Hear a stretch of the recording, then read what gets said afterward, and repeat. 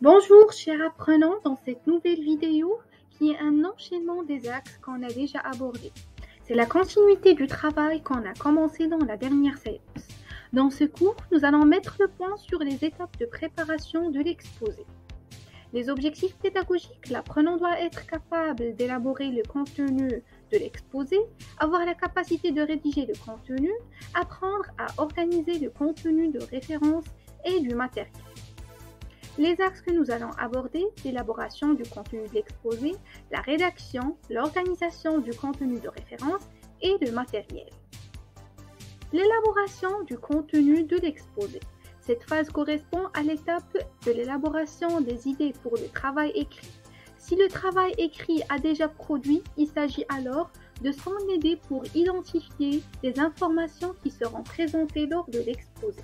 Si l'exposé doit être construit à partir d'une nouvelle information, la phase de préparation du contenu suivra les mêmes étapes que celle de la rédaction des travaux.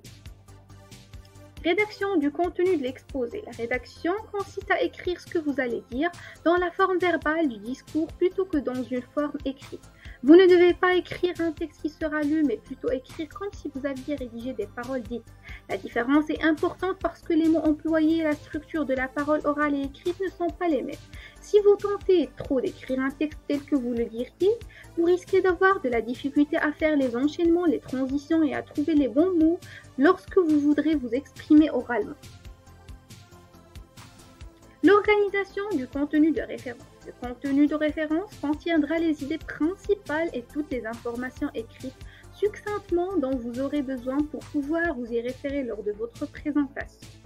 Pour ce faire, reprenez votre contenu de l'exposé et inscrivez sur une fiche ou sur des feuilles les éléments importants comme si vous vous donniez un aide-mémoire de ce que vous voulez dire. Le matériel. Peu importe le matériel de support que vous aurez pour faire votre présentation, fiches, feuilles de cartable ou texte dactylographié, vous devez toujours respecter les 3 caractéristiques suivantes. Toujours écrire gros, toujours écrire très lisiblement et toujours écrire très espacé.